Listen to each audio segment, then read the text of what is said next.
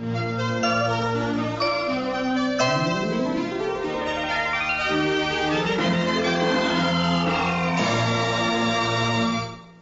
just say, do we have taglines? Yeah, that's what you say. I thought you were going to like start the episode and then say, do we have taglines? This is how we always start the episode. Right.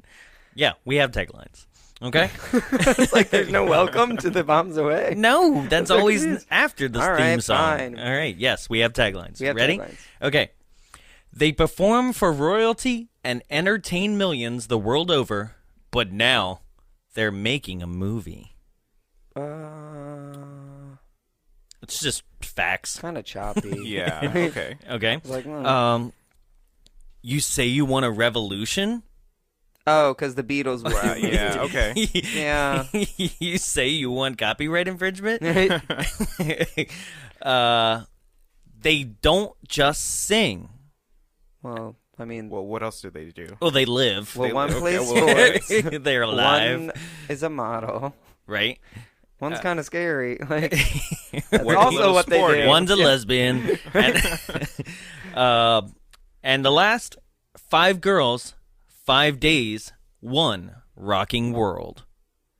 Was that really the timeline in the movie? I don't know. Yeah, it was, but it never showed him sleeping. And there was a schedule in the back scene of one. Like, in, like, the tour guide manager's, like, desk area, there's, like, a schedule, but it doesn't look like there's really much time on it at all. It just says, like, party, interview, practice, show. That's pretty much how this movie goes. Yeah. With 5 useless subplots, 8 song sequences, and 9 spin transitions, budgeting $25 million, grossing $77 million, which would label it a financial success for this show. IMDb score of 3.4 out of 10, a metric score of 32, and a tomato meter rating with 60 reviews coming in at 35% rotten. It's Spice World. Let's drop some bombs.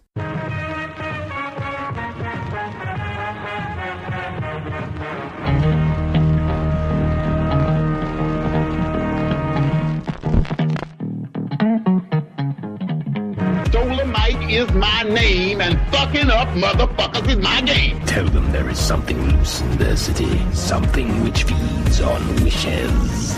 Oh, hi, Rachel. What are you doing? I was just putting in your people. Blah, blah, blah, girl power, feminism, do you know what I mean? Oh, baby, we go to rock and roll. Who are you gonna call? Someone else. Welcome to Bombs Away. My name is Jonathan Young. Joining me in the studio, as always, is Jarrett Seifert. I didn't have enough effort for this movie. I'm checking out already. I was like, I could go with like, and I'm weird gay Spice, but even then I was like, I wouldn't want to be associated. And we have a very special guest today. I'm going to let him introduce himself with a little bit of a preview here. This gentleman works right here at our home, at our studio of the Frida Cinema. Jose, please introduce yourself. Oh, you just introduced me. You I know. Did. Well, I know, but I just like say who you are. And You said that. I know. Yeah. Yeah. So redundancy, just like this movie, is this entire episode. Okay. That's perfect. That's fine. Let's do this again. Hi, I'm Jose. I work at the Frida downstairs. I love this movie, and I've had a lot of fun watching it over the years. In fact, even had my dad take me to see it when I was younger. No. I did. No. He thought I was gay for, like, the rest of the day. Just the day. He literally didn't realize I was straight until I brought a girl home. Okay. Oh. Right? Yeah. The next day. And it was the Spice Girl. He was like, no, not again. Yeah, unfortunately, that was, like, 10 years later, but hey. Right. Yeah. There was 10 years of doubt, right? You're like, please buy the DVD now. That VHS. My only history with Spice Girls was in 2nd grade, and there was a group of 5 second graders that like would go around and act like the Spice Girls, but then there was one guy in the group, and we like, even at the time before I even knew what gay was, I was like, he's different. Like, I didn't even know I was different at the time. I was just like, he is different. But that was also, I was in the gifted program for smart kids, but then they were like, you're smart, but we have smarter students to teach, so I got removed from the gifted program. I was like, that's why it sucks to be really good at like aptitude tests, but not really good at anything else. Because I'm like, I can guess so well in deductive reason, but like, that's all. That's the only reason I was there. But that kid, I hope he is not dead in a ditch. Because I'd like to catch up with him. I forgot his name. He wore glasses. Aww. Maybe it's me. That was just a story of myself. Right? My experience with this movie is just mostly, I knew it was on cable.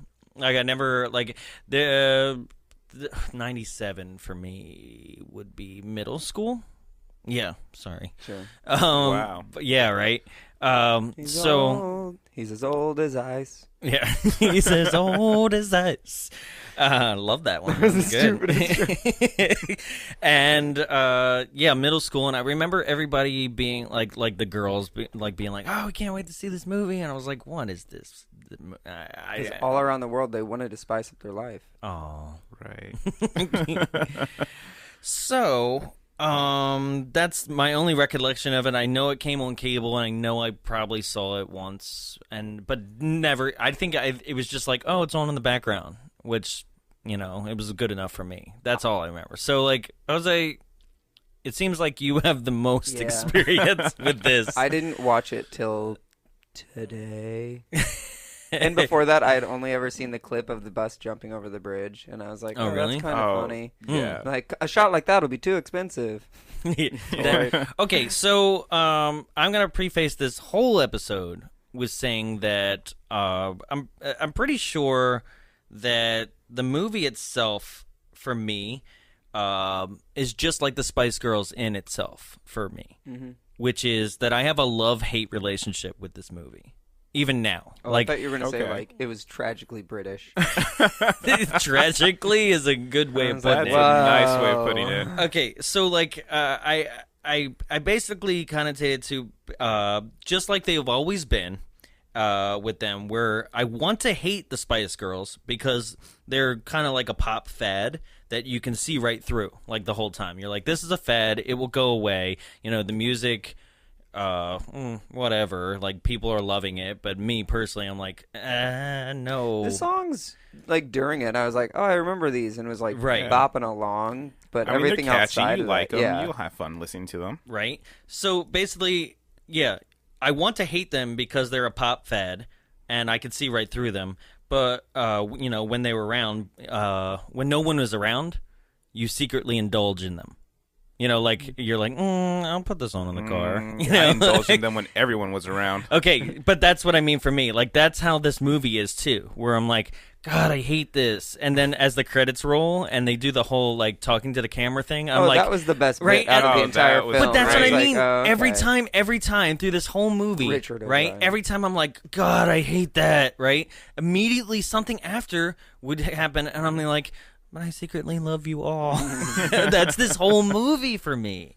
Like, and that was the whole thing where, like, the credits rolled, right? And I was like, God, that was rough, right? And then they talked to the camera, and I'm like, no, maybe not so rough. I love you guys. That was the whole movie for me. So let's dive in. Okay. All right? Let's drop some bombs. Okay. This movie, like I said, has 8 different song sequences. 8? 8. Okay. I counted it. Yeah. Well, 8. Part of me, like, while watching it, I was like, I could speed up the process because I know the song, but then I was by like, putting it no, on but 1.3 speed? No. by just, like, skipping the entire song, because that's eventually what I did with Glee. Yeah. Because Ryan Murphy, like, started out as a pretty okay show, but then Sure. it eventually just, like, each episode was themed, and the songs didn't have anything to do with what they were singing about, and it was just, like, songs that were popular and wanted to be shoehorned in. Right. So I just wanted to get through the show just to say, like, I at least watched it, but, like, begrudgingly, because I wanted to be up to date, but I also didn't want to just drop a show because I feel like I'm abandoning something. Sure. So I just sped through the songs in that show. But I was about to do that with this, but then I was like, no, they're not dumb enough to just be like, it's just a song sequence. Like, they inserted things into each song sequence. Well, for the most part. This movie is, I'm not sure, have either one of you seen the old Beatles movies? No. At all? I saw Austin Powers, so Okay. I feel like I might as well have seen one. Nope, that's not accurate. Kinda. They did have some moments. They had some, yeah. They're okay. both British. Okay, well, Austin Powers does kind of do it a little bit when they do like the photo sequence, like the photo shoot kind of like montage. I mean, things. it is all it's that generic like British comedy that you would see like in even just a British comedy television show. It's all got like the very roots of that, and like enough understanding of the Beatles movies to understand that like where they come from and stuff. Sure. Sure. I'm sorry. Right. I'm like, don't lose this train of zoned thought. out. I'm sorry. I didn't. I'm not so it's dismissing based you. off the Beatles movies. Yes. This movie is a direct reference to basically every Beatles movie, right? Like they definitely were calling back to it because I used to watch these Beatles films, right? But what the Beatles does that these girls don't, right, is that the Beatles try to actually craft a plot, like there's an actual thing going on that you want to follow through these musical sequences, because what this film is and what the Beatles films were was an opportunity to advertise an entire album, and for the Beatles it was to make music videos before MTV existed. Right, in the form of a 90-minute movie where they're like, we're going to do music videos for every single song that's on this new album, and we're going to put it out. But they crafted a plot around that of being like, so like the one that I love the most is Beatles' Help album, right? And the movie's called Help as well. And in the movie, Ringo gets sent a ring in the mail, and that ring he puts on his finger, and what he doesn't know is that whoever wears the ring, there's an actual cult that it's a sacrificial ring. It's like whoever wears the ring, the cult must then paint him in red and kill him, right? So that's the whole thing, right? And the ring is stuck on his finger the whole movie, and they can't get it off, right? So they're literally traveling around the world, still trying to accomplish like being in the studio to like record a new song, or literally just like skiing on the Alps, and that's one music video, right? But it's not really. They never are like, oh, we're recording a music video. It's them doing crazy fun things and doing it to one of their songs mostly. You know, some of it is like, oh, we're in the studio recording, stuff like that, right? And all that's happening at the same time where they're like literally traveling around the globe trying to find somebody who can get this ring off or like help them solve this plot problem as well, right? So it's actually well crafted around these songs. Okay. This isn't at all. No. But it's exactly what this is. They're definitely referencing the Beatles, like in doing this kind of thing, where it's like here's a band who like wants to promote their like it's exact replica of that in theory, but fails in every single aspect of trying to give you a plot, because this movie has no plot. Yeah, there is no plot. It's literally like it's like watching a bunch of SNL sketches if only the host was in them, and then you had cameos by like other people, right? It's like, and then it goes through a couple different weird side plots as well. Yeah, none of them get resolved. Well, she had a baby. She did have a baby. That kind of got resolved. Well, that's not a resolution. It's just 18 more years of problems. Yeah. They got their movie greenlit. Which was the movie? Well, yeah, right? Just saw, but... Which was based off of an idea by... Which I was like... Okay. I mean, kind of all movies are based off of ideas, so you probably shouldn't say that it's based off an idea. Just say, like, created by... So the movie starts off with an opening song, right? Yeah. That, to me, I'm like, this is like... James Bond. Well... No, it was like James Bond with women that don't know how to move their bodies. Oh, I just meant, yeah, like, that's what I meant. Is this sexy? Like, and they just do like some weird arm combo. Well, guys, though, that's what it was to me. Posh and Ginger are my girls. I liked Baby, but I think that's just because you said Sporty and Baby are mine. You like Sporty and Baby? Okay, so we all have kind of different. Ginger, I did appreciate Ginger more because I'm that kind of random fact person. So I was like, all right, yeah, I like Ginger. Yeah, I mean, I like Ginger because I love redheads. Yeah. Right? Yeah. But Posh, like, literally, even when she's just standing somewhere, I'm like, oh, Victoria God, Beckham. she's sexy. I don't know. I thought she just exudes sexiness. Right? I didn't. I think that was in that because this is in the era of the worst fashion era that we've ever had, and that's I couldn't get over it. I was like, your haircut looks stupid. Everything just seems ugly. I couldn't do it. I was like, Posh? Victoria has had better days. Okay. It's literally she'd just be standing there, and it's with that one like leg out, that just like that locked hip. She looks at so all times, angry, right? She does look angry, but that was kind of the thing. And I'm gonna sound, I don't know how to explain it. That was her model look, right? And but it's like for every like male out there, even like somewhere deep, be mad like, at me. You're like, I love when you're bitch. You know, like you can stare at me with those eyes all day. I'll just This take movie's it. all about feminism. I Come know it is. on. I know it is, and it's so weird though because like that's what she was alluding, like it just oozing. But it is. Well, she was that take charge type of yeah, woman, right? Like that's all she. That's what she was It to is. me. It also though with the and the feminism masochist thing, in me is like, yes. all right. You With can the take my feminist, belt and spank me with it all you like. Right? but she'll probably not touch the belt because it's fake leather, That's true. just from Target. I don't know. Okay. Right.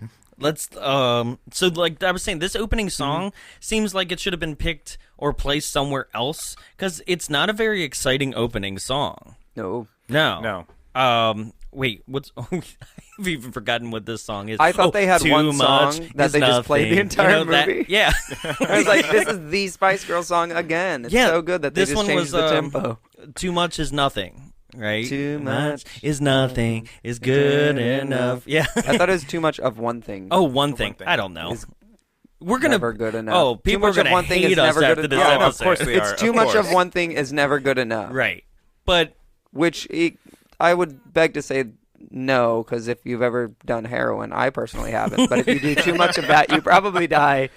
So, but also not enough of something such as a proper, exciting opening song. Yeah, right. really sets us up for but what the the rest opening of this song movie. also did kind of look like you might be on heroin. The sequence.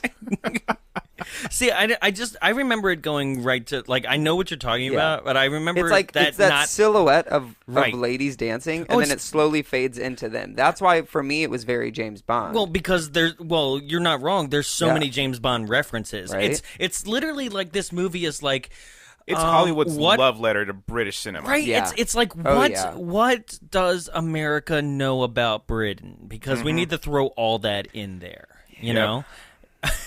Honestly, and it was like, what do they know? Well, they know James Bond, and they know Beatles, and they know the Union Jack flag. right? So and like, they just kind of somehow know Absolutely Famous. Is Right. that it? Yeah. Ab Fab.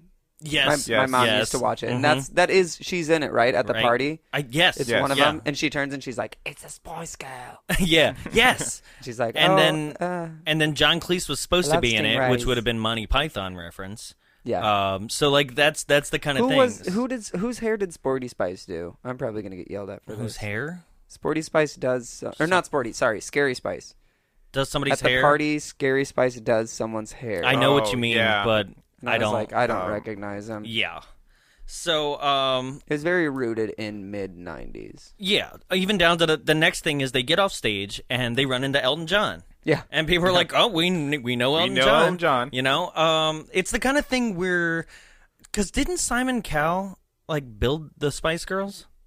I don't remember Ooh. or no. I thought that was like his like first major Oh big no, success you're or thinking something, of right? Who's No. that boy group? Huh? The boy group? Boy group. Yeah.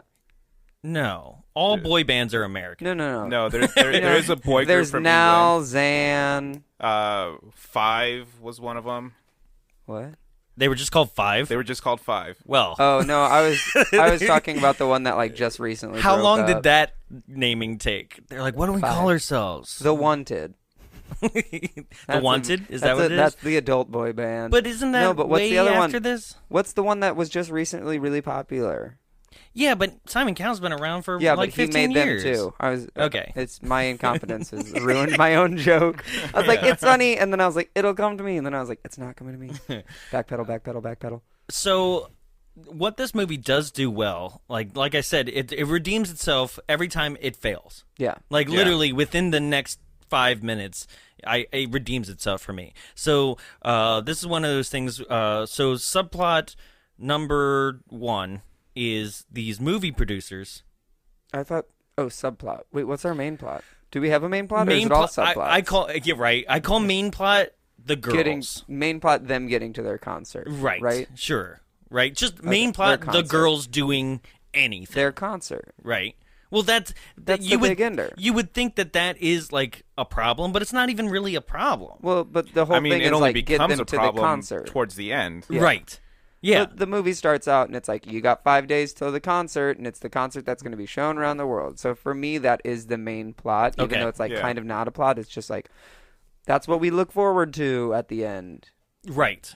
Yeah, and because that's what I mean, where I'm like, it's not even a problem. It's not a plot in itself until it's the main goal. Until they literally are like, bye, we're leaving. Yeah. Oh, we got to get to our show. Right. Our show.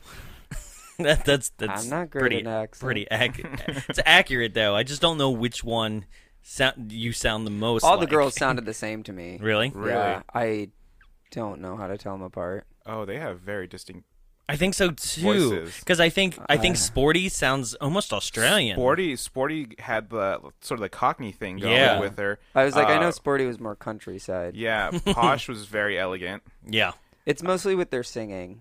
I was like, I can't tell them apart when they're singing. Oh, I wouldn't be able to either. That part, no.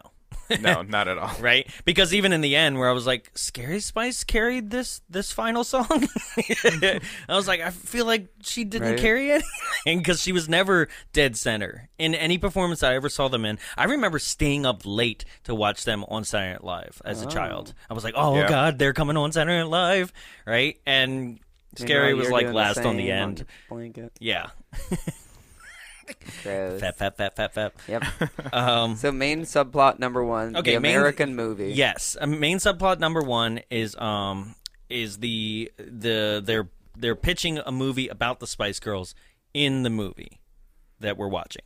Yeah. That's already a movie about the Spice Girls. Exactly. Right? Which I'm like, okay, cool. We're getting meta, right? And they make the joke, but can they act? And I was like, ha. See, and there it was, where I was like, okay, we're already redeeming ourselves. I might actually have picked the wrong movie for this show. But it was no. It was also the most forgettable subplot, because I think they had maybe total 3 scenes. Yes. Or so. Yes. It really didn't mean much of anything to me. I was like, all right, there's the Americans again trying to ruin something that's not American. Right. Once again. Yet it actually becomes the most important subplot by the end of the movie, right? Because literally it drives the whole ending. Right. It drives the ending, because I feel like they didn't know how to end it, and then becomes even like the closing thing, where it's like, now we're making said movie that you guys pitched. That we just saw. Yeah. Right. So it's really interesting what you said, is that it seems like you're like, oh, it's just a bit. Yeah. Right? Where like every time they sit down at a table with the manager and they're pitching other ideas. Meanwhile, every single one of the ideas he pitches, I'm like, I'd rather see those movies than this movie. Oh my god, the spy movie? Yes. Well, what was it? Spice Force 5? Yeah. So Spice Force 5 that he pitches is literally the same movie that Uma Thurman talks about in Pulp Fiction of Fox Force 5. Right? That she said that she was in when she's in the whole table conversation with John Travolta. Which Fox Force 5, then when they created that on Pulp Fiction, was the general basis, concept, and idea of Kill Bill. Yeah. Yes. So it's really interesting that they're like, yeah, we're just going to go ahead and take that and call it Spice Force 5. And like this movie pulls from so many references and takes so many things, right? Without even being... the movie's meta, yet doesn't acknowledge these things. Yeah. That it's like, we're stealing all of this, right? Okay. We're going to try to get through this plot, because there is none. So, like, basically, if people are like, well, where are they in the movie? Like, we're also asking that question as we go. We're going to get lost and things, because, like, I have a sense of, like, because the way I write my notes, I have a sense of where this movie is, but who knows? So what do we got? What's next? So you've got the Asian friend who's pregnant, and they take to a club. Okay. So who is this Asian friend. I thought it was going to be like the sixth member. That's that, what I like, thought couldn't too. do it Because of the then, flashback. Yeah. Well, then even with in the karaoke flashback version of "Wannabe." Exactly. But then even in the flashback, she was like, "Show him the song," and she just hit play and was like, "I'm doing nothing." Sat there and Right. like, So is she the Maybe Beats she's producer? shy, Is she the Dr. right? Dre of the Spice Girls? she's like she just the belongs. friend. Right. A friend that happens to be pregnant Yes. Yeah. and had no purpose in this film. Not whatsoever. It seemed like a plot device just for them to be like, we're forgetting everything and leaving ourselves behind. It's like, we got to call our pregnant friend because we forgot that we're supposed to be godmothers. Right. All 5 of us. Yes. Yeah. Like, I was like, God, they must split up the baby when she dies. I don't know. Someone gets an arm. Right? and to me, like, so that's another thing where I'm like, where did she come from? How is she friends with all of them? Like, who did she meet first? Like, all these things. She's just been there since She the brings beginning. up a bunch of Yeah. questions. Yeah. She does. Unanswerable questions. Because they don't even, other than the fact where it's like, oh, we're going to abandon our practice session and talk to our friend, you know, like they don't really seem that into her either. Yeah. You know, even when they take her to the club, they're like, have fun, pregnant girl. Stay here. We're Like, going to go dance to our own song. Right? We're going to like- have all this fun. You're going to have guys throwing drinks your way. Just keep telling them no. Right? Yeah, they dance to their own song in the club, yet, like, it's not like one of those things where, like, the DJ was like, look, Spice Girls are in the house, you know? Like, Yeah. it I was thought they just were going to reference it was like, just a them club being there or something. And it that No, plays they were their just there. music. They were playing Spice Girls music and they danced to it. Like, if I had a song out and I walked into a club and they're playing my song, you'd best know I'd be dancing to that. Oh, yeah. I don't know. I feel like I would walk away just like, or at least like hide off to the side and be like, I don't want people to think I'm selfish.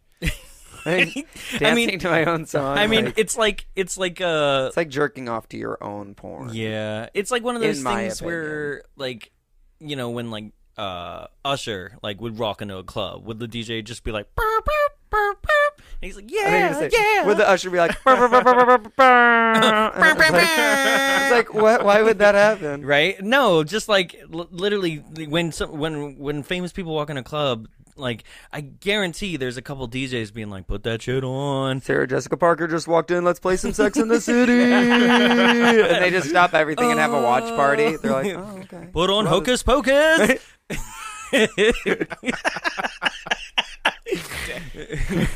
Oh God. It's JP. Right? They like bring a horse out. But horse face. Oh man. She's a peach. Right. That's two Sarah Jessica Parker horse face references. So okay. Horse face. Okay. Horse face. All right, stop. Okay. Yeah, but they don't even pick like a famous Spice Girls song. Yeah. Right? They're like, let's play the one nobody knows, right? So that it's not too Obvious. yeah, right. So that's their pregnant friend. That's the Back We to that. basically like got rid of her plot until the very end. So Right. that's good. One less scene to cover. Right. So in that like Scary Spice rehearsals just wears an astronaut uniform. Yeah. Yep. I was like, oh, but it's one of those like very like, like Missy Elliott. It's kind of like a Lil' starter Kim. jacket. Yeah, like those jackets that are like 100. Like the sleeves aren't tapered at all, or tailored. It's very like just, the North Face jackets. It's very just like a straight sleeve that is one measurement all the way around, and it's not like form fitted in any section. It's just the basic jacket size that was very loved in that era. There's a lot of, like I said, the Music worst. makes you lose control. Oh, don't even. I will dance too hard. Like, But then- it's going to drop. In the Yeah, minute. I'm surprised we're not dropping more music in this music-oriented episode, just like left and right. Just Well, like I said, I mostly was because this never- album's not very memorable. No, it's not. Maybe like 2-3 songs tops. Yeah. Well, I also like. I thought this was when they were big. Was during this era, and so mean, like I yeah. recognized the songs in it, but I just thought they were all Like, at one point, I thought it was the same song as the last one they played. They were just like, oh, this time, let's add an upbeat sound to the it was for track. a lot of times. Oh, Like, okay. I wasn't crazy. There's 2 songs, right? And this is one of them, this scene. Okay. Right? Where I should have wrote They down start the off songs like an acapella or something. Right. Yeah. And then they pump it up to the next level. They add some bass to it or something. When someone's like, we're rehearsing, you know that. And they're like, oh, right. Right. Because that's exactly where I'm like, oh, we just get to listen to it again. Mm-hmm. You know, same thing again, just done differently. Yeah. Yes. Right. I feel like a lot of this movie is padding in that way. Well, right?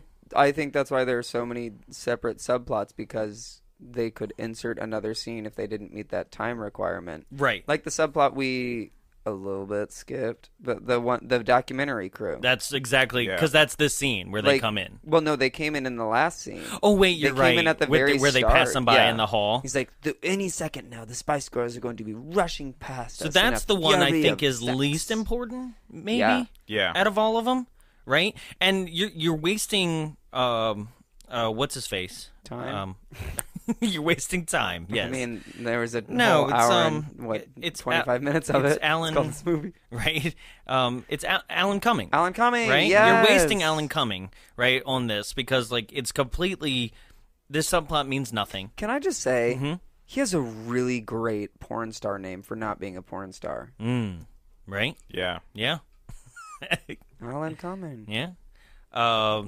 Sorry. No, that's yeah. Every time I hear his name, I'm like, did I watch him? Oh, I did watch him, but not like I thought. I mean, he's Tony Award-winning actor. And, Spy Kid actor. Yeah, and my favorite is he's Nightcrawler in X2. Yes. Mm-hmm. Yeah. Oh, he's so good as Nightcrawler. Yeah. He's That's the best my Nightcrawler. The other yeah. Nightcrawler, go fuck yourself. Like, No. Because I'm like, I had to drop that F-bomb. I was so angry at the other Nightcrawler. No, all Right? the X-Men, X2, as Not bad last as they time. are. I was like, don't save as the bad third. as bad as that trilogy is, that is very X2's the it's best. It's what I grew. Everybody says X2 It's is what the it best. was my X-Men. So Yeah. then like the new stuff came out. Yeah, I could complain about X-Men First Class and the guy Darwin. Mm-hmm. The character that's meant to survive anything ever, who is never killed off in the comic books, and even whenever he like kisses the goddess of death, he turns into a death god himself, is blown up by a fusion bomb or something. Because like it's Kevin Bacon. You can't fight Kevin Bacon. well, but that's literally what that character was like. Oh, you're literally going like you can survive anything ever, but they killed him off. And a lot of people are like, it's just because he was a black character. Sure. Which Hollywood, I wouldn't put it past them Yeah, because Hollywood's racist. Right. So, Alan Cumming. Yeah, right. I got so sidetracked. I Right? love X-Men, apparently. So, Alan Cumming is making a documentary that's not white balanced. Not at all. I was like, you're using a home camera, Yeah. but I can see the camera that's not a home camera. Yeah, it's definitely a broadcast camera, but yet, like, it's not white balance. Yeah. Like, they were like, let's ruin the white balance on these shots to really, like, drive it home that this is the documentary camera. Yeah. And it's like, you could have just put a record symbol up there and, like, the framing, Maybe like a that's fun usually on filter. that. Yeah. Right? Yeah. And instead, like, I'm just taken out of the action or anything that every time they switch over to that documentary camera. Right? And you would think, you're like, okay, if you're going to keep switching over to this point of view, we're going to see the end result of this maybe or something. Anything. No. Nothing. No. I thought it might like tie into the movie that the Americans wanted to make, but even then I was like, kind of didn't at all. Oh, you thought they were American? No, I thought that like the Well, it's Oh, also- you mean the other the guys. producers that were 'Cause- pitching? You thought, yeah. okay. Because the American Nope. producers, they wanted to make the No. movie, but then these people are already filming it. Like, No. But also, where does the recording crew come from? What I almost is thought just kind of my question. I almost What? thought that they were guerrilla recording until the manager approached them Yeah. and they were like pitching things to them. Because when they're like, catch that, I was like, are they even supposed to be? Just in make there? sure you're Right. on time. Yeah. It's their only note. Right. So subplot On number 3. is my favorite like bits is Kevin McMaxford, the editor. These are the bits that I was like, all right, we are extremely British. And and these are non sequiturs too, And I thought, where they're like it's actually raining when they're like maniacal laughing. They were slightly funnier than the rest of the movie. Absolutely. But also like my thing with British humor, it can be funny, but I also think it's obnoxious. A little bit. Like Very. Yeah. Just a little bit. Very. Nope. I was like, oh, okay, yeah. Okay, so it's not just me, because I always feel bad for it. Like, it's as obnoxious. I don't know how to put it into words. It's as obnoxious as the same people who think that the British Office is funnier than the American one. Yeah. Those people, where I'm like, I hate you. Yeah. No, not even close. That's why it only lasted like 2 seasons. Right? And that's the thing. Like, modern British television is, like, comedy stuff is actually it's pretty funny. Like, it's very tongue in cheek. They've kind of lost that that like weird who are the people that did Monty Python? Monty Python. Yeah. That kind of Monty Python. I'm just gonna let it sink in. It was like that it was like I never really attached to the Monty Python comedy of things, and that's I'm not on all of it. Like I could watch Holy Grail every day, Yeah. but like their other movies, I'm like. But then, so like current British humor and stuff has like moved past that, but I think it is still lingering in the 90s, and Spice World definitely shows it. Yeah. That very much like they know they're being that like deep-rooted British stereotype, and like it was funny, but at the same time, like it's like I said, obnoxious. Sure. So obnoxious. I know. Yeah. But the rain bit was hilarious because I was like, he's acting like nothing's happening. He's like, of course, and it's like downpouring. Everything's downpouring, and I was like, this is hilarious. Yeah. Like that part was great, right? So that's subplot number 3, right? And then did we explain that subplot? We did. Oh, I'm sorry. Yeah. I was like, okay, so hold on. Subplot number 3 Introduction. is that there is a tabloid. There's a tabloid paper, and this is another thing where it's like super meta because like this is something they were ahead of their time on something that I feel like we're really touching on nowadays, where it's like this whole fake news and stuff like that. More like, middle 2000s, whenever it became like the popularity of just humans, to where you got like the Kardashians, right? Like no, I see what you mid to mean. Late 2000s. I just mean like smear campaigns. Those smear campaigns, but like back then we were eating it up on a level of kind of like believing it. Now we're eating it up on a level of like it's fake news, but we're still devouring it. Yeah. You know, so it's it's really interesting because we're 20 years later here, and now it's just like, oh wow, like you guys were way on top of this whole like the media needs to craft a story. The one sentence they said out of a whole hour of a speech and saying like, well, like the bit, I really like this bit is like, oh, are you interested in men?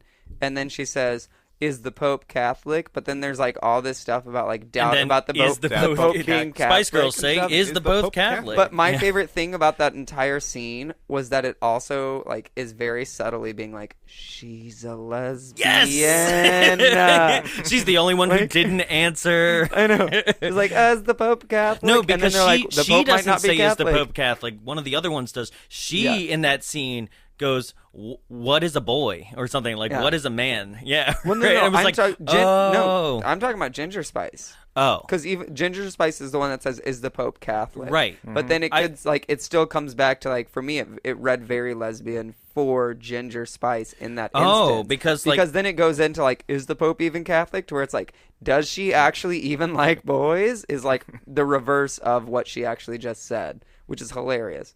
Well, it's Sporty who actually says, because I wrote this line down, right? Sporty says, what is boys? What are boys? She goes, boys doesn't ring a bell. Yeah. Right? And you're like, okay.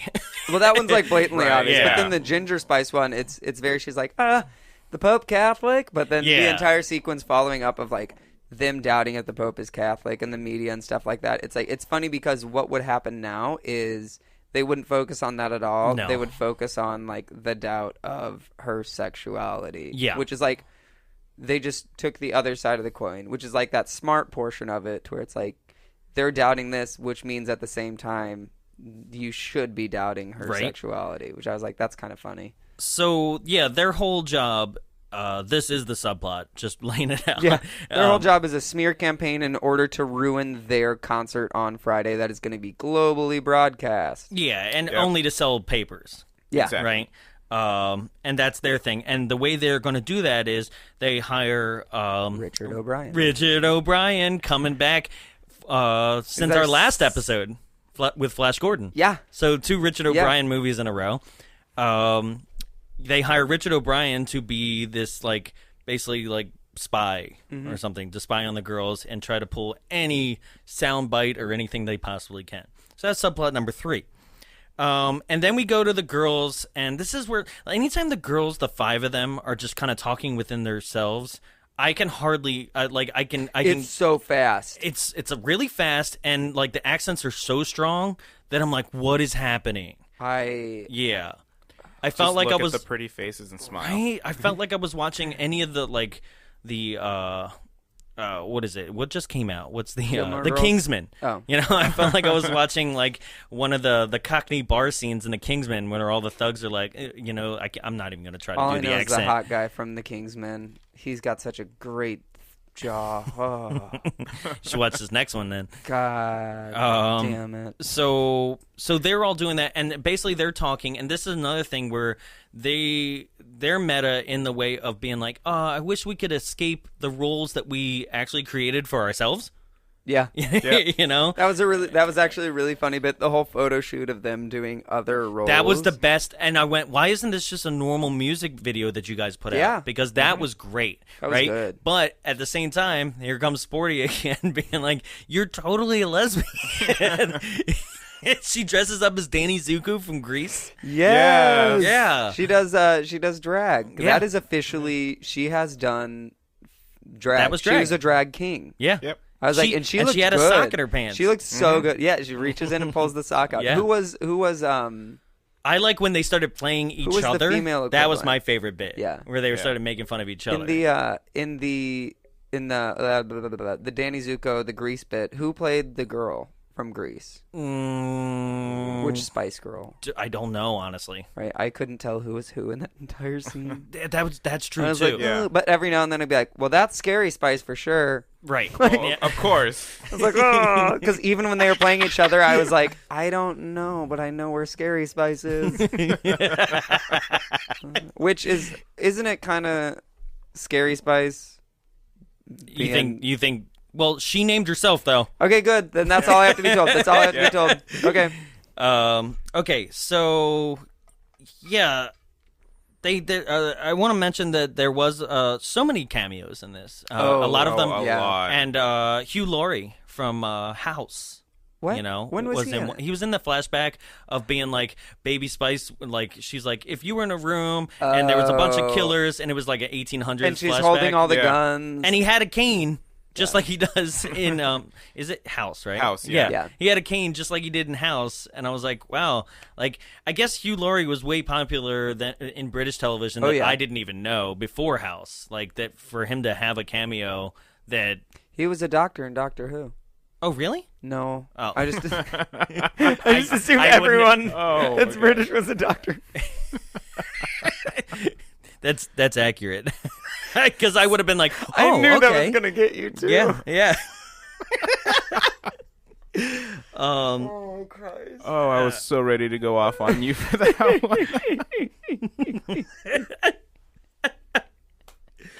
one. Yeah, so what should have been one scene, a joke of the whole, like, we need to escape our characters, then turned into that music video, but then keeps going, right? Yeah. Yeah. Where you're like, we get it, you want to, but that isn't the goal of this movie, so why are we focusing it on, like I said, it seems like, once again, it's like an SNL bit, where it's like, here's 5 minutes of dialogue and a joke of, like, a concept of what, you know, we're trying to portray here. Then it goes on too long, right?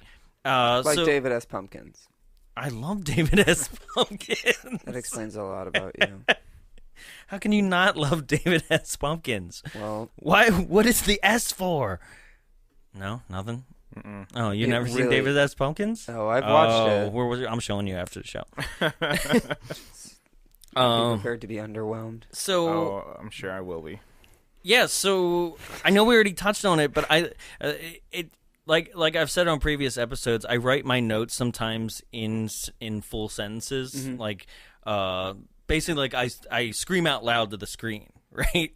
When I'm watching these at home sometimes. So I wrote, so this movie is about showing us rehearsals of a song and then doing a better version of it 5 minutes later. Yeah. Yeah. Yeah. Yeah, because I guess this was another rehearsal scene that I must have went over here. And then Is this the Milan scene? Or no, this is still the photo.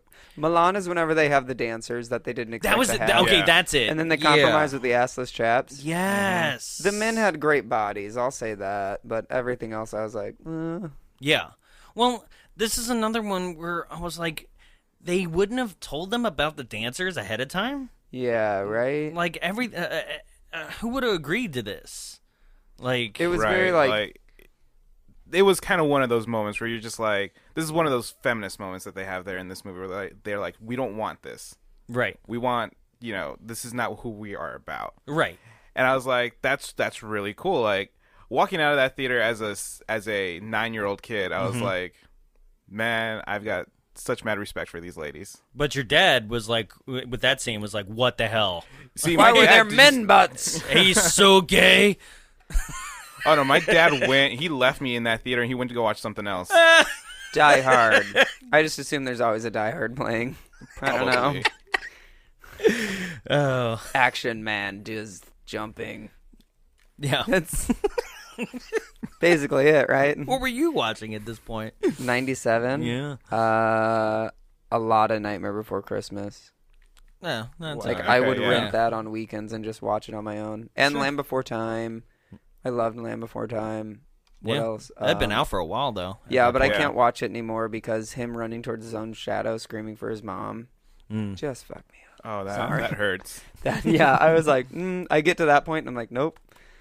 That was Power one of Rangers, those the movie, I Pixar think. moments before Pixar was. Yeah, it was. Oh, yeah. Yeah, Yeah. true. Okay, so we are traveling on the bus, and Meatloaf is driving the bus. That's Meatloaf? Yo, you didn't Yeah. know it was Meatloaf? I get the joke now. Like, I knew the joke about Meatloaf, that what he said, but I won't do that. Right. But then, like, now it's funnier because it actually is Meatloaf. Because I feel like I don't recognize you thought Meatloaf that the unless, driver was just a guy saying the Meatloaf line? Yeah. Oh, no, it is. No, yeah. yeah. Okay. And That's then funnier, later, remember they were in the concert at the end, and he's out in the bus or something, and he's like humming a song. It's like his song, and he's like, oh, that's really good. Yeah. Yeah, that's him. So you get two Rocky Horror connections in the same movie with Meatloaf. I thought they were going to do something in that realm, too, put him and Richard O'Brien, which I think would have been really great. But even then, those two characters in Rocky Horror don't really have much of a crossover. I mean, they're in the same room. Right? Well, I've been in the same room as famous people, but, like, we don't have our... And he serves connections. Eddie I don't to brag the about rest it. of them. Yeah, that's true. It's somewhere I along guess, there. whatever, Jeez. I don't know. I mean, it's a thin crossover, but, Very thin. Fans of the Frito will appreciate that one. Of course they will. Yeah. They're like, yay! We gotta love Rocky. That is accurate. We do. Well, I do, too. I know. I love it so much. I love it because I read Perks of Being a Wallflower, and I was like, I misunderstood, too. That's a joke. I actually do love both those things. But yeah. still, like, No, you love Shock Treatment. Oh, I do love Shock Treatment. And why isn't it being done here yet? You can't look at me for that question. Yeah. Yeah. I just work here, look at man. both of you. He's speaking I of was like, chaos out there. It's such a... You need a little... Shock Treatment. I know that whole soundtrack. It's so Man, good. I'm still waiting for Phantom of the Paradise to come out here. Thing? Sounds What? like a good one. The Thing? I said that's a Oh. thing. I was like, The Thing? The Thing. I really love that too. With Kurt Russell, Shadowcast here. No, Actually, if you've that'd never kind of be seen- amazing. Yeah. Would be. If you haven't seen Shock Treatment though, like it's it is the official sequel, but it's also like it's completely different. Oh god, it's so good. So good. So More catchy songs. okay. I have the soundtrack if anyone wants it. They can go get their own upsell shock soundtrack. treatment on the podcast. So speaking of randomness, like we just went on for 5 minutes, this is the alien scene. Oh, yes. Why That made did no this sense exist? to me. It still makes no sense to me. Right? Maybe in 1997 there was like in the news some sort of British alien. I don't know. I have no idea. Right? No and clue. like Even how the could the aliens, girls I was kinda understand like, their oh. language? Well, And- aliens probably have some sort of technology that auto-translates anything you hear, and it just, like, goes through your mind stuff. I don't know. I've watched enough sci-fi to where I'm like... So, like... It would have been funnier if the girls looked down and read the subtitles. Yes. Yeah. You know? And That that would've seems been a lot... hilarious. Yeah, that would have been good. Yeah. And it Yeah. seems much more up the alley of this film. Right. Because you already have a weird, out-of-place scene where aliens came down and are fans of the Spice Girls. And she right? kisses one of them, which I was like, would On you the even kiss a lips. fan?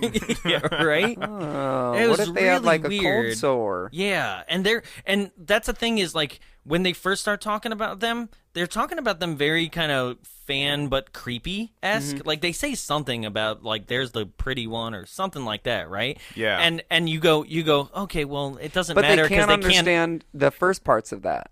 And then they eventually understand the rest of their language. Right. Which I was like, what? Because I'm like, were they whispering it? Or, like, because the girls obviously can understand their language, so were they just talking out loud creepily? Yeah. And the girls are like, yeah, we're down with this. Like, it was weird. Maybe they're into that, like, or outer spatial And they hookup looked stuff. so like, stupid. They just, like... They really did. No. like Party City costume aliens. Yes. But they also looked like I wouldn't want to see that like running towards me ever. Right. No. Like they 'cause look they're still stupid, but at the same terrifying. time, like if you just randomly saw that, I would be scared. Yeah. Be like, no.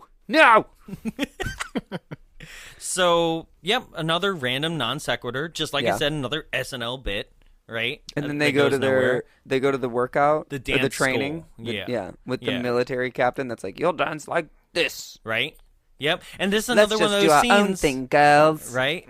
This is another one of those scenes. See, this is that thing where I was like, the four girls are doing the military stuff, and Posh, as a joke, is like just kind of trying That to was a good stay posh up in her bit. heel. That was a right? good Yeah. posh bit. She's And- like fixing her dress and like, no, I won't go. And me, as like, I'm like, oh God, Posh, you're just gorgeous, you know, because like that's that thing where I was saying, where it was just like she eludes sexiness, like that's somewhere like. Them crawling on the ground and being like, oh, you know, rambunctious is Yeah. hot, but this is also hot, and it's completely different. So I like how they actually stick true to the characters that they built for Yeah. themselves. Oh, yeah. You know, once again, redeeming. You know, Yeah. after a horrible alien scene. Yeah. I thought in the big house they were gonna have some sort of like the haunting type of deal, Yes. and it just be like Spice Girl, Spice Girl. Well, this is 2 years before the haunting. Right? Yeah. Yeah. Well, I mean, the original Yeah. haunting did Oh, happen, yeah. but they couldn't use anything from the original That's haunting. right. So But this is one of those things because this is where Richard O'Brien like comes through the toilet, right? And you're like, okay, like it was wakes already each one of them up. right. It was already raining in somebody's office, so I Yeah. was like, I'm suspending the believability. He was already and there a was already fruit aliens, platter. so Yep. yeah, it didn't matter, Yeah. right? But this is the part where I was just like, can we just get back to them singing a song or something? Because this was the lull where there was no music for a while. Yeah. There was a whole bunch of things that they did that wasn't really. I mean, they're bits, but once again, I'm like, nothing's making any sense. Nothing. it doesn't There's no really connective connect tissue. ever. Yeah. Yeah. The only thing that really like you could say is a connection is like from one scene to the next. Like in this scene, they probably would have been like, "Man, the aliens are really scary," and then they just move on, and they're like, "Now we're dancing." Right? It would just be something like very small to tack it on, just recognizing the last scene, not actually like connecting with the last scene. Yeah. kinda like, Meanwhile, can't other do than that. going to Mulan, this isn't really much. What did I Going say? to Milan, not Mulan. Milan? Milan. Oh, I'm just saying it. Going weird. to Mulan. Going to Mulan. Oh, what, Mulan what, is like a the Disney character? princess. Milan is a Whatever. city. Yeah. Going to Mulan, they're like, want to see a cartoon. That'll be released, a year later? Yes. Yeah. Yeah. Anyway, going there is the even only say the real name. adventure that they really go on. Yeah. Everything else seems like they're in the same city, just maybe in the woods of the city at one point, but then back into... Like, they don't really go anywhere. Yeah. Ever. And then, is Milan the only transfer scene that has the annotations at the bottom? Yes. Yeah. Okay. Yeah. Because I expected at least like the other things, like wherever they played, I thought it was Well, gonna this be should like, have been a this world place. tour. This should have been this place. It's Yeah, called it really Spice should've. World. Yeah. It should have been a world tour. And then... But it was a world broadcast. Right. It's the only world thing about this. And that's... see, if they went on a world tour, then they could have brought basically their British humor to an ununderstanding world. Yeah. And I think Oh, it would yeah. have worked way better. You know? Spice Girls even in America would have been funnier. Like, just basically their humor and not being understood Mm-hmm. and, like, basically how Americans see them. Because at the end of the day, let's be real, this was marketed to America. Yeah. Yeah. You know? Oh, yeah. Yeah. So for them to be in that world and tour, like, even in America only, would have been a better adventure than... Like them going through the different going areas, like through New York, Florida, Texas, Yeah. somewhere in Oh, the yeah. Midwest, Seeing California. the Spice Girls in Texas would have been amazing. Yeah. right? Yeah. Oh, yeah. Instead, they just drive around England. Yeah. I don't even feel like they drive around the On rest of the some country. leads. Just stay in England. They just stay in England. They just stay there. right? So, They get overheard by the toilet man, yeah. Richard O'Brien. And they say something Like that I forgot what it was spun it's this like time. we shouldn't even do like something about not doing the tour or the tour not happening or something. Yeah. Like there's something negative that they say that gets taken out of context. And then the assistant like throws a fit and the girls are like not even worried that someone was listening You mean to the them. manager? Yeah, the manager, Okay, yeah. so Clifford. Tour manager. Yeah. Yeah. Clifford is the tour manager, and this is the other subplot. Yes. This it's Clifford and his assistant and their possible on again, off again romantic interest. I couldn't and, read anything into romance in that relationship but at all. it seemed forced, but then forgotten about. Like every single time, I didn't even see the forced part. Well, because he keeps kind of asking her out and kind of apologizing The for when only he time- does something shitty. Yeah, yeah. The only time I recognized that was at the concert at the At the very end? and he was Mhm. like, "Wait," and then like I Yeah. forgot what he said. I was like, Yeah. "Nah, it doesn't. He's not gonna do it." So yeah, this is subplot number 4 or 5. Yeah. Right, and which is the manager, his assistant, and Roger Moore, like who is Yeah. basically Yeah. doing Charlie. he's doing a parody of Bond and Blofeld in the same thing where he Wait, keeps, he's not Charlie? Huh? Oh, not Charlie. Charlie. From Charlie's Angels. Well, he's kind of like Charlie Yeah. too, but he's definitely more basically playing Blofeld, Mm-hmm. which always had the white Persian cat Yeah. to pet. Oh, yeah. right, Yeah. because he has the pig to pet, he has the cat to pet white at some Persian point, pet. Right. right. And so like he's doing a parody of the enemy that he would fight as Bond, right? Yeah. And that's a whole nother subplot that really doesn't go anywhere. It's Yeah. like, what's his purpose? What's like, is he the record producer? Like, I don't know. I don't know what Chief does. He's Chief. What does he do? He's chief. Right. Yeah. You just said it. He just gives He's advice. chief. That's it. Yeah, he gives weird, creepy advice, and the only one I understood was the one about the chicken, to where it's like, a chicken with its head cut off will never see where it's going, but it'll know where it's been. And I was like, that's the only one I understood, but I also was like, that's pretty smart. Right. Yeah. So I think honestly, Clifford is going insane because he has to live on a gigantic, oversized magical bus that's bigger on the inside than it is on the outside, full of literally the 5 strongest opposite personalities of like any one female ever. You know, it's like literally 5 different personalities of like the strongest archetypes of females possible, all in one setting, and he's just going slowly insane. Yep. Right? So like, because they kind of make him out to be like kind of an anti-hero, right?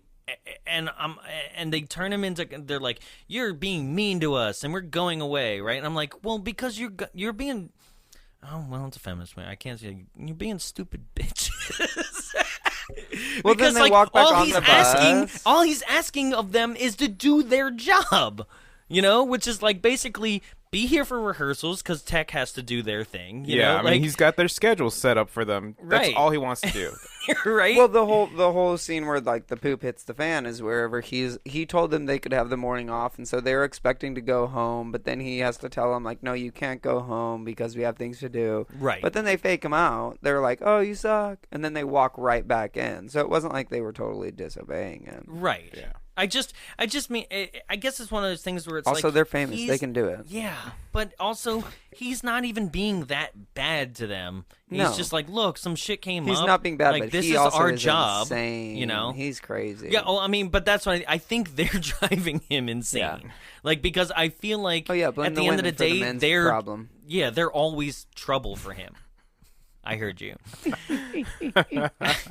I feel like they're trouble for him. Like, all the time. Like, they do well, that's this a manager's job. I know. I just, like, I felt sympathy for him. I'm like, this poor guy. He's doing it to himself. Because even the girls were like, it's not a big issue. But it kind of is. You need rehearsals. Someone well, no. The one, because where we left off, like, he brought up the news of, like, this information got leaked, blah. And they're like, yeah, it did, but, like, we're still doing the tour that part. and stuff. Yeah. But it's kind of like those things, like, to me, the tour manager just, like, makes mountains out of molehills to him. Yeah. Mm-hmm. Like, he does it to himself. That's true. I was more referencing the final straw scene where it was like, no, girls, you do need to rehearse. No, they Sorry, do. that's from a techie side. No, that one, they do need to rehearse, but, like, for me, for the most part, like, that guy, the tour manager, he puts too much on himself, but he also just kind of, like, he overdoes it. Yeah. And, like, that's literally one piece of information from one news source that is known for false information. Sure. So, like, whoa. Yeah. Whoa. It's like, the next week they're going to publish Bat Boy found in cave. So it's like, calm down. Exactly. Yeah. What's after that scene of them laying there being like, they should date, and then switching to a different scene? See, I thought we were at the... I thought that was the dance club scene. Oh, see, like I thought we were almost at them leaving and going to the pregnancy thing at this point. No, they go to the rehearsal. They do go to the rehearsal. Mm-hmm. I think there's a scene in there for either like an American Pitch or the little kids. Oh, with the boat scene. The boat scene. Where they escape off the bus, right? And go on a boat. And then said almost boat crash and die. Yeah. Right? Because they're being chased by their own manager, right? But also being chased by the documentary crew. Well, they're not really being chased by their manager. Their manager's just like, well, let's watch from here. Yeah, right. And this is where the boat hits a wave? Is it a wave? The boat is about to hit like a massive piece of wood. Right? Yeah. And so they're like, look out, and they swerve too hard, Right. and the two kids and Posh Spice fall out of the boat. Right. Sporty Spice jumps in the water to try and save them, but they already are like have life Safe. vest on. Yeah. So right. like, She's like just trying to be her character, basically. Right. And then everything's fine. Once again, no problem. It's not like anybody got injured and has to go to the hospital and then we'd be like, now we can't dance, like, no, that was just, whatever. And I don't even think, there's moments like this where it's like the tabloid paper have been like, oh, like Spice Girls. Spice Girls. Yeah, Spice Girls endanger children's lives. Exactly. Thank you. Spice Girls. When I'm not trying to do the accent, it just comes out, I guess. There you go. That's nice. Spice Girls.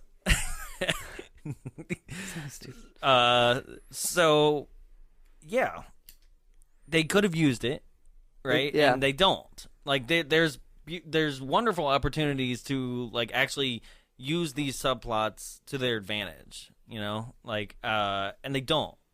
Oh, yeah. I don't know. I'm sorry. This movie got to me. It was a lot of missed opportunities, but I think what they were shooting for was very much that classic British thing, but also being very, like, self-aware about it. Right? Yeah. No, that's what I said. Like, every time... They're very self-aware. I mean, the end credits make that very relevant. Or apparent, sorry. And... So, yeah, they get off the boat, and then they get into an argument that we were talking about with their manager about their friend is pregnant, and they need to go see them. And he's like, no, you need to rehearse. And they're like, we're out of here, girl power. Friendship. Right? Yeah. Yeah. And then they go to the... and then... Wait, this is where I'm like, the girls are stupid about their own female anatomy, where they're like, I don't know how, like, pregnancies work. Yeah. It's like, how do you not... at least know about your own human anatomy. Well, but we also have the scene where they go back to the cafe and they do the lip dub, or the karaoke track version. Oh yeah. Because they all break off. They all go to their own apartments. This is where I was confused. And they get really I didn't know what was a flashback and what wasn't in this moment. Yeah. So they go to their apartment. They get really sad, and they all start thinking about where they like where they used to go all the time. So they used to go to this cafe, and they would ask the guy like, oh, what, like, can you put it on our tab? Or they say something like, put it on the slate. Right. And he's like, no, you still need to pay. And they're like, we'll pay you back when we're rich and famous. Right. And then they did get there, but then they go back to the cafe. I'm like, did later. they ever repay him? Well, see, the cafe is shut down. That's what I'd like to know. Right? The cafe is shut down, but there's also a bunch of Spice World posters over the, like, rundown cafe. And they're like, wonder what happened to him. I guess that kind of answers that question. Yeah. And then they never repaid him. Right? And then they go to the club with a pregnant girl. They should have bought his coffee shop as For a thank him. you, Yeah. right? Yeah. And then called it Pumpkin Spice World. And I'm sorry. I had to do one. Wow. Like, I'd tell you to get out right now, but Your podcast. Damn it. All Come right, on, I moving had on. to do one. No, we're moving on. We're done. All right. That was my bit. Now moving on. No? All right. Well, stop making it awkward. Somebody move on. We're not letting you get past this without living in it. All You've right. made a Not at all. grave Well, mistake. everybody has to live in it now. No, move on, please. Good. They will all feel your shame. So they take a pregnant girl to I wouldn't say club, I'd say more like rave, but there's also like, there are drag kings and there are drag queens there. Like, it is a club scene. It looks kind of like a like New York Club Kid, if anyone has ever seen one of those. It's basically like, You mean like where Party Monster? yeah, Yeah. like Yeah. we're the craziest, we're the most insane. Yeah. Like, you can go over the top and you'll fit in. Yeah. Like, they like go a lot to of drum one and of those, bass. yeah, But yet where they're it's not like- playing drum and bass in this club. Yeah. Like, in this place, I would expect everyone to be on drugs, which is why I was like, yeah, take the pregnant lady there while Yeah. she's getting handed drinks, and she's definitely not going to get some sort of a roofie or something. Right. Like, Well, no, she wouldn't. She's pregnant. you say that, but, like, I feel like there's someone out There's there that, one- like, specifically would be like, oh, gold mine, pregnant lady in a One club. creepy British dude. Yeah. Okay. Like, just worst choice. Why would you, like, just go get a cup of coffee with a pregnant lady? They can't. That shop shut down. Or that did. Is Never mind. that like You're the right. only coffee shop in London? Right? Yeah. Coffee place shut down. We don't know what to do. They ain't no Starbucks yet. You're right.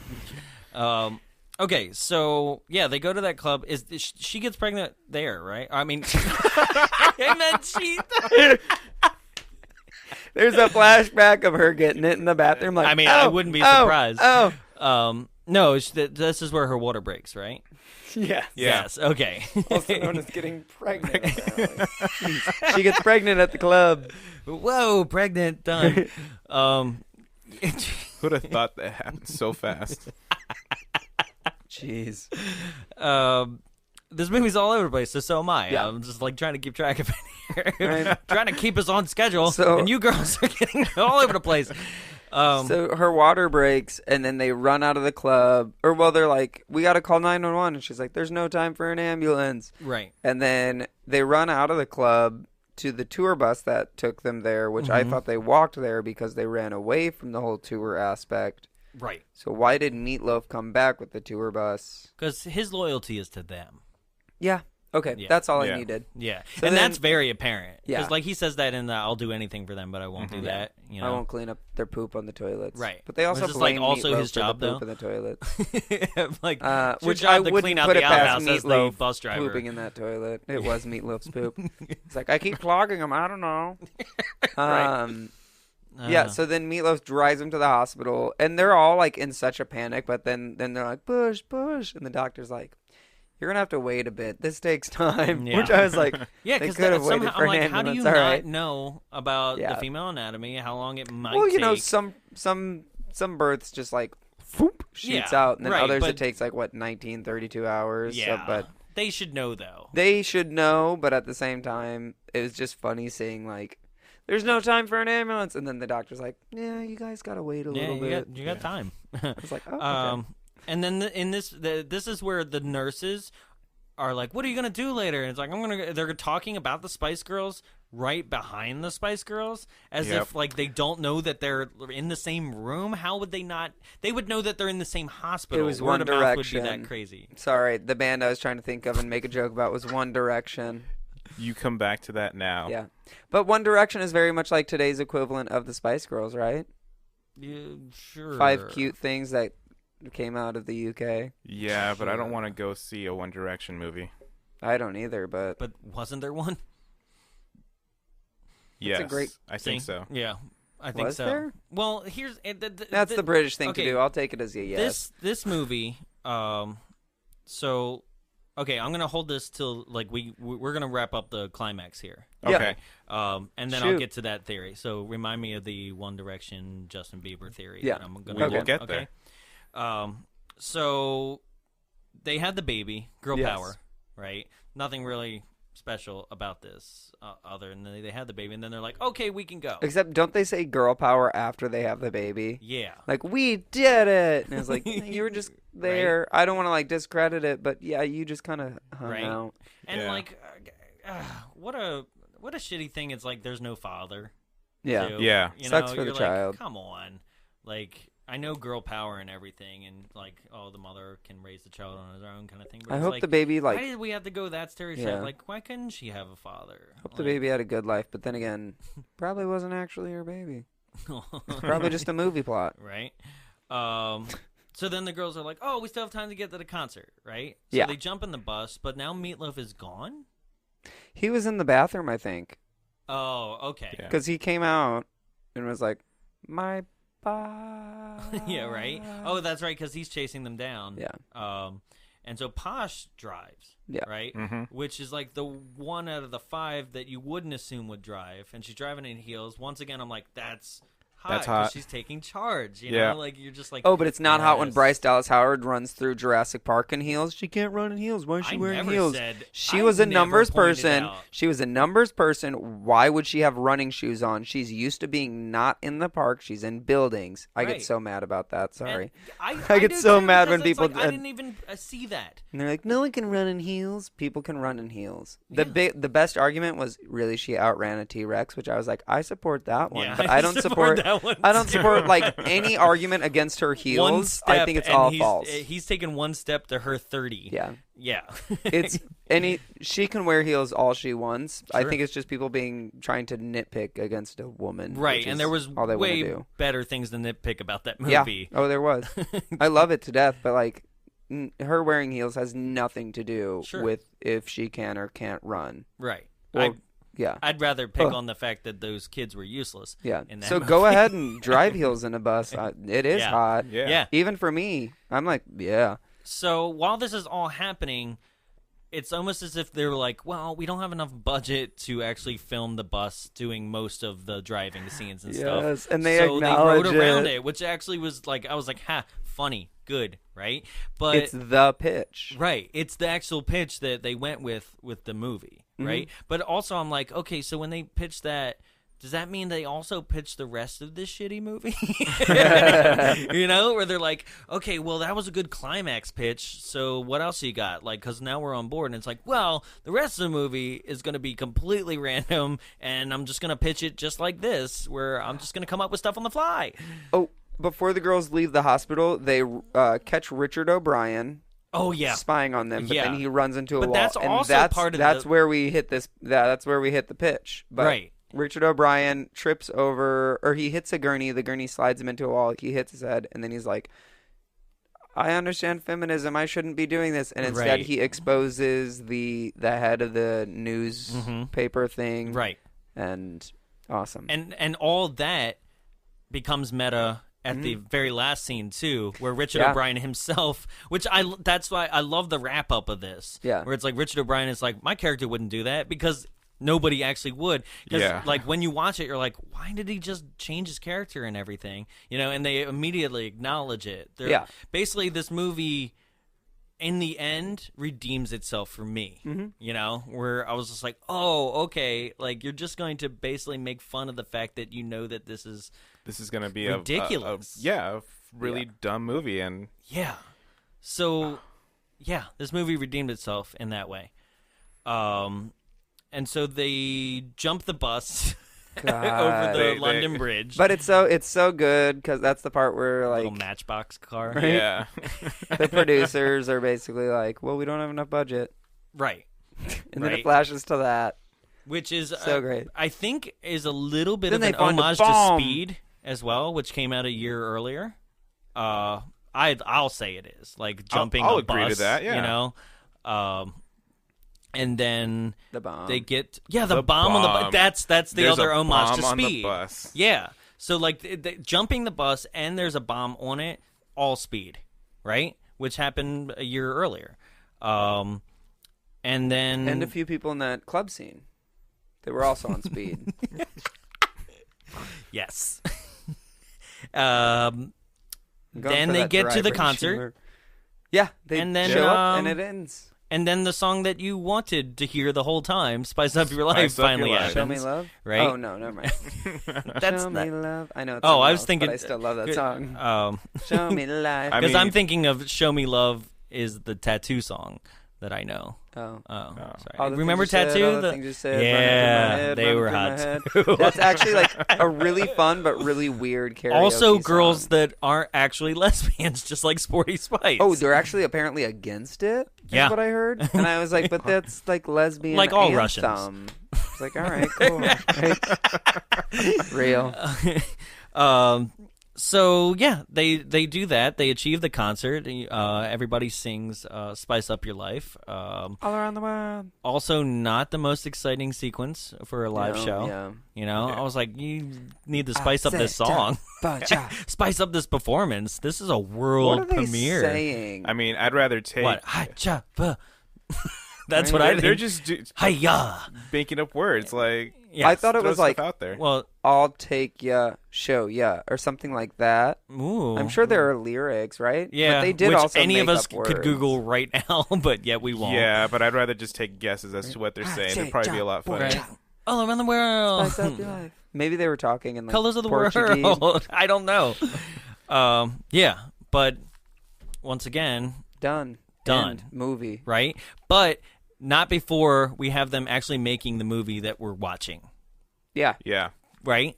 Which was the best part. I love when they're like talking to the audience and then they go one step further and they're like, what about the people who might have bought this on home video? And I'm like, wow, like, well done. You know, I haven't seen a movie that acknowledged the theater version and the home video version like this since like Gremlins 2. Which, if you know your Gremlins 2 history, when the Gremlins like break the reel, and then Hulk Hogan has to tell them to turn back on Gremlins 2. Yeah. Remember this? I remember that. Yeah, right? So, like, when it came to home video, they changed it over from a reel break to, like, the tracking your VCR, like, messing up. Oh. And then they did all the what if they redid it the for shadow DVDs? Puppets? Well, no, on the DVD, you get to choose theatrical or home video But no, version. like, it'd be like it skips, and they're like, the DVD's scratched because of these gremlin nails. Yeah. Yeah, so but this was the first time since that I can remember that they acknowledged that there was a home video thing, right? So I was like, wow, these girls are actually smarter than they portray themselves to be. Well, this all came from their idea. Girl power. Girl power. Girl power. Yep. So that's about it. I got some trivia that I don't think we kind of laid out. The director, Spears, on this film, had been working in America on the Disney film, the remake of That Darn Cat, right? Oh, I love that remake. Yeah. Really? Yeah. It actually... I didn't know it existed, sorry. And he was making it at the peak of the Spice Girls' popularity, and he was unaware that the group, when he was first offered the job, until his friend Jennifer Saunders advised that he take it. That name sounds familiar. Jennifer Saunders? It does, and I'm like, damn it, I should have clicked on it. But moving on. Yeah. He arrived at the meeting with them in New York, unaware of what they even looked like. Which to me, I'm like, that's mind-blowing. How do you not know, like, what the Spice Girls look like? Yeah. And then, two, if you're about to take a meeting with them, maybe Why grab not a look them magazine off the shelf, like something, like or at least listen to their album on the way to New York. They were everywhere at that time. Yeah. So that's mind-blowing to me. Yeah, like, right? Talk about showing up to a meeting unprepared. Yeah. So there were 2 real-world deaths. Oh, really? That prompted editing of this movie. Okay? So basically, mentions of both Princess Diana... Oh. And the designer Gianni Versace. Oh, okay. Right? Okay. Were made in the film because they were both alive when the film was made, but then they both died before its release. Oh. Interesting, right? Yeah. So there's way more. There's other things in this film that were edited out. There's a whole sequence when they're doing the bus driving that they acknowledge and wave to the Queen, and they were gonna superimpose the Queen from other footage of her waving from the balcony. Now I remember seeing that scene. Really? In the theatrical version of it. No way. Okay, so they're it does waving, exist, but they don't. You basically get a back view of the Queen waving back at them. I remember that. Really? I don't have it on my Blu-ray or on my DVD. Okay, yeah, Jennifer Saunders was from Ab Fab. Absolutely fabulous. Got it. Which is why I know okay. it so much, because my mom was like, wine, women, comedy, wah. So, which is why I drink so much wine and love women in comedy. Thanks, Mom. The film was a hit at the box office, like we mentioned. Yeah. Right? It broke the record at the time for the highest ever weekend debut for Super Bowl weekend of January 1998 in the U.S. with the box office sales of $10,500,000. The film took in total $100 million in the box office worldwide, which, that's a contradicting trivia fact to what I said in the beginning, which my reports I see is about $77 million worldwide. So, I don't know which one I can really pull from. The $77 million is which I said in the beginning, was why I picked from the 2, is that's backed by Wikipedia as well. Is the $77 million. So, both websites can be changed by people. So, yeah, exactly. Yeah. I can't really, determine what that is. If anybody can actually find that more in depth, sound it out, and we'll make a correction on the shorties. So here is Robert Ebert's kind of take on it, and this is going to be good. It's really good, actually. Okay, so Robert Ebert gave the film 1/2 of a star. And he listed Spice World as one of his most hated films, saying, "The Spice Girls are easier to tell apart than the Mutant Ninja Turtles, but that is a small consolation. What can you say about 5 women whose principal distinguishing characteristics is that they have different names? They occupy Spice World as if they were watching it. They're so detached that they can't even successfully lip-sync their own songs." Wow. Right? So when he reviewed the film on his and Gene Siskel's program, Siskel and Ebert, only 3 weeks into 1998, he declared that he had already seen the worst film of the year and called it an entertainment-free dead zone. He would include the film on the Worst of 98 special, but he chose Armageddon as the worst of 98. Really? What? I know, right? That's why I thought this was such an interesting, I was like, I got to read Armageddon. The whole thing. I love Armageddon, right? You take care of my little girl now. Wait, isn't that the one on the That's 4th of July? That's Will no, Smith? no, you're no. thinking of Independence Day. Oh, okay. Yeah, Armageddon is Bruce Willis drilling an and the asteroid. oil drillers with Ben Affleck, Michael Bay On the asteroid. asteroid, That's yeah. hurling towards Earth. Yeah. Yeah. Really? I love that movie. Yeah. Who doesn't like that movie? Right? That's but a also, classic there's a really Michael funny. Bay. Have you That ever heard is. with that film? Have you ever heard? I can't remember if it was Ben Affleck or someone else that was shitting on that movie during the commentary. And they were like, yes. "Oh yeah, send some oil drillers to go onto an asteroid. Send them in space because they know everything about space." Like, right? it's Yeah, it was basically like, oh, why would you? all right. Why would you? Why is ever? it easier to Yeah. train oil drillers to be astronauts than astronauts to be oil drillers? Which I was like, And he was like, "Shut the fuck up, Ben." He's so correct. Yep, I remember seeing it. That's on the commentary. Yeah. So this film was listed in the Golden Raspberry Awards. John Wilson's book. He's the founder of the Golden Raspberries. In his 100 most enjoyable bad movies ever made. It won. It got 7 Razzies. Okay, so it won for Worst Actress, The Spice Girls. It was nominated for Worst Original Song for Too Much, the opening song. Paul Wilson and Andy Watkins were nominated for Worst Supporting Actors, and Roger Moore. So, like, wow. Right? I know. It's like these people got picked on, and they didn't even, they literally just signed up for a joke, you know?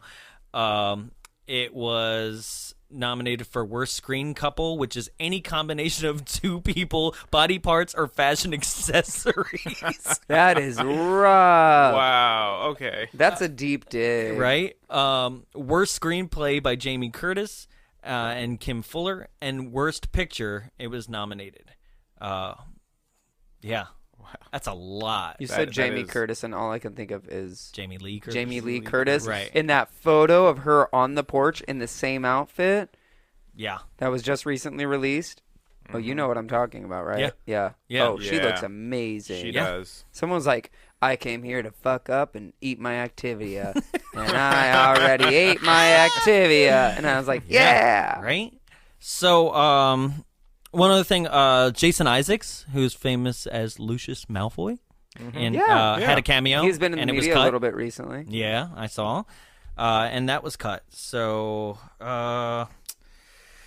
yeah. We're like, and where do we go from there? Because that's about it. I had another trivia piece about the fact that the bomb on the bus was speed, but we already mentioned it. We did. And Jarrett's doing a dance. I'm not W. quite- Oh, W's. Oh, yeah, the W's. The W's. Wonder Woman. Which there was a Wonder Woman scene. There was. Yeah, She's Ginger span- was she's, Wonder like, Woman. spun in a circle. Right? The I did. W's. This is I had a rant as I was. This is another situation where IMDb. I'm really sick of reading because this is our life. We read IMDb like crazy, Yeah. and we've already mentioned that IMDb And more. is like user like populated, right? Yeah. Yeah. And I'm getting really sick and tired because I ran into it in this trivia a lot. If anybody goes to the Spice World trivia, you'll see it a lot. This movie has so many like 6 degrees of who cares, Yeah. you know, Oh, I where they're hate like, that. this was a reference to this, and it's like, no, it actually like is a coincidence more You're than anything. stretching, and if it was a reference, like fan you stretching. don't need Yeah. to So I'm tell gonna coin us. it. Yeah. Fan stretching. All right, that's Fan that's how I'm stretching, gonna yeah. apply. Basically, anytime we hit a piece of trivia on this show that really is just like, nah, Yeah. you're fan stretching. Okay, trying to Disney people do it a lot. Oh, I know they do. You know. They do it so much. Oh yeah, they're like that was a reference. Like, what was the one that we saw that like something? The boat of something was named. One of the actual cruise ships is named after something that we did on the show, and it turned out to be like, no, they just named it. Oh, was that the Mighty Joe Young? Yes, I think so. Yeah. Right. You're just like, something- no, It- it's not. Like it was like something about like the Discovery. Like Disney has their cruise ships that are like the Fantasy, the Discovery, the right. like all those things. To where it's like, oh, that was the Discovery expedition of like finding these things, and someone was like, oh, well, this boat now is, Right. and it's like, no, Yeah, not so like much. those words are like kind of like main vocab words for Disney. Right. Sorry. So the W's, what do we got? Who, what, where, when, and why? I mean, this is a pretty good sleepover, like slumber party movie. I know, it's like a slumber party movie. You'll hear that soon. But it's like it's a pretty good slumber party just for like background, or maybe just like if you had a 90s themed party. Like I know like themed decade parties can be a lot of fun and can be fun. Like they can be great, but like how hilarious that 90s themed parties exist. Right? That's where we are now. But I also like I don't know 90s cover bands are amazing. They're so much fun. Oh god, if you haven't been to like a 90s cover band in LA, like what is it, I have Creed? they just No, it's not Creed. It's like it's stuff like this. I have friends. They're in a band called Saved by the Band. Okay. Take all the play on words there, and they'll sing Backstreet. They'll do Wannabe from the Spice Girls. They'll do a lot of rap, a lot of 90s rap. And things like that, and they were on top of it while all the other bands in LA have been like still latching onto the 80s and dying. Like these guys were on top of it, and now you're seeing like all these other DJs and bands and stuff start springing up and latching on. Like these guys have been doing it for like 3 years, So like these 90s parties and everything that you're talking about, like that is becoming so much bigger and more prevalent in at least LA culture. I know, like I'm sure it's all over the world. I think there's another band that I heard about that's in Florida right now doing like 90s stuff as well, and another one in New York. So like this culture is being big, and like this is definitely something where I'm like, yeah, if you guys had like projection screens behind the band or something, I would show these clips of this movie. Yeah, like that's where I'd be like, yeah, this is for a clip show only. Like I enjoyed it, but I wouldn't really. I'm like, you don't need to see this. Yeah. Like so. Still come to the screening that the Frida has this Friday. Please do. Yeah, please do. Come celebrate it. Like, we're going to be there, right? We're going to be there taking photos. You can pose with our green screen, and you can pose. We'll have the Spice Girls behind a Union Jack flag, and that'll be a whole opportunity for you to do that. And then Spice stay Girls behind a Union Jack flag. That's right. Hiding the Spice Girls. Yeah, it's just a flag, actually.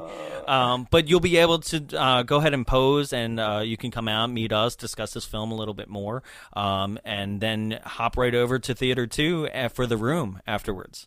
Right? I think there's 40 more tickets to be sold. About 30? 30 now? I think okay, so if you're hearing this, there's 30 tickets left. If you haven't experienced The Room yet, you need to get down there. And we'll also be there taking photos for that. You can dress up like Tommy Wiseau. And I'm going to be there in a tuxedo and throw around a football. And we definitely ask you to come on down to that. Check out thefreedacinema.org for more tickets and times. You can always check us out for that same information. Sign up for our mailing list. You can just hit the sign up button right there at the top of our Facebook so you can get more information on these screenings. Our Facebook, just like everything else that we have, Facebook, Instagram, Twitter, is Bombs Away Show. So Facebook.com/BombsAwayShow. Instagram, same thing. And Twitter, @BombsAwayShow. Or you can just check us out. I don't know how you're latching onto this episode right now, so I want to make sure that I get that information out there. You can go to all our episodes, www.bombsawayshow. We made it super easy for you. If you have any questions, comments, and concerns that you'd like us to voice but, don't want your actual words out there, you can write us at contact@bombsawayshow.com, and we'll go ahead and anonymously voice your concerns about something that we missed or a correction or anything about this episode or any episodes that we've done. You guys got anything to plug? I charge her in, but... Nice. Boom, boom. Those of you who are in the area of the Frida Cinema, you'll notice out in the front doors we've got advertisement for Heathers the Musical. Yeah, I love that musical. Santa Ana College. I am in that musical. No way. What are you playing? So I'm playing Veronica's dad.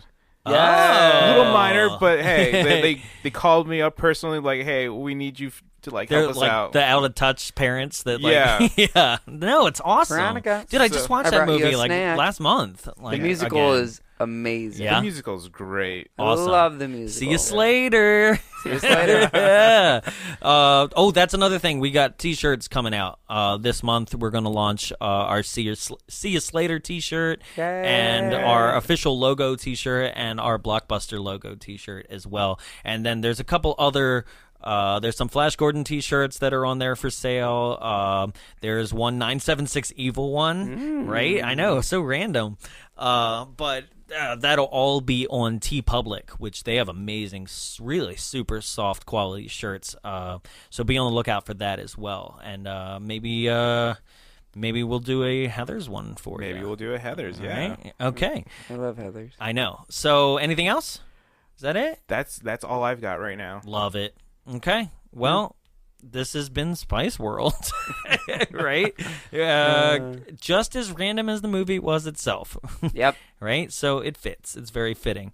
Be sure to stay tuned. I should have the Shorties episode out within the next 24 hours if you're listening this on launch day.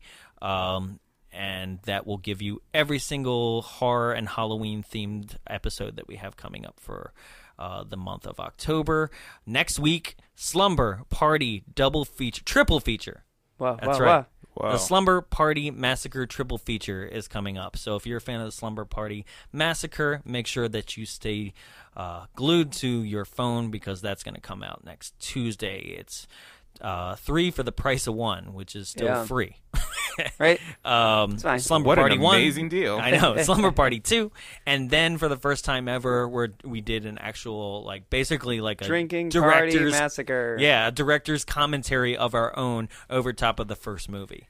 So extremely fun. Be on the lookout for that. Which also reminds me, look for us on YouTube and subscribe. We need subscribers on YouTube right now. We can't get an official URL to tell you to subscribe until you subscribe. We need 100 subscribers there. So go to YouTube right now on your phone and search for Bombs Away. Okay? All right. That's it. That was a lot to get out, but very important. Rate, review, subscribe. That's important too. That's all I got. All right. All right, folks. I'm Jonathan. I'm Jarrett. And our I'm guest. Jose. All right. And spice up your life.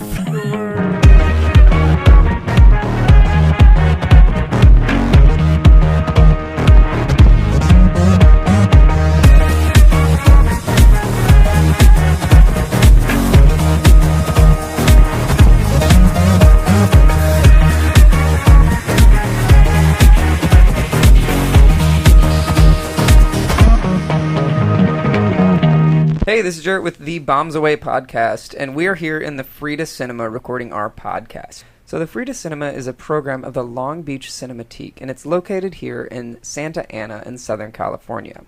It serves the neighboring communities, and it is a non-profit art house cinema dedicated to enriching, connecting, and educating communities through the art of cinema. It's here to entertain, and that's why the entertainment industry exists. So what they show on these screens is pretty amazing. They have things such as the Director's Series, and it features directors such as Martin Scorsese, Mel Brooks, and Lloyd Kaufman. Lloyd Kaufman, if you didn't know, did The Toxic Avengers and The Class of Nukem High. They also have something called Friday Night Freakouts, and this is presented by OC Weekly. It has films that are among the horror or sci-fi kind of genre. They've done films such as Lost Boys, Hackers, and The Room. They've also featured anime like Your Name and Akira. Some other things they do are double features. They've done things such as Hot Fuzz mixed with Shaun of the Dead, which is actually two pretty good films. They also show a lot of cool things among the lines of indie films. They have The Void, which is currently on Netflix, and they also have had Academy Award-winning films such as Best Film winner Moonlight, which I think is pretty awesome that it showed in this space before it actually went up. If you want more information about showtimes, location, and everything film and entertainment related to the Frida Cinema, you can go to www.thefridacinema.org. You can also follow on Facebook at facebook.com/thefridacinema and on Instagram and Twitter at thefridacinema. The Frida Cinema, for filmmakers, for film goers, and for you. This has been a production of Big Bulb Entertainment, executive produced by Jonathan Young. For more media and information, visit us at www.bigbulbentertainment.com. Big Bulb, what's your bright idea?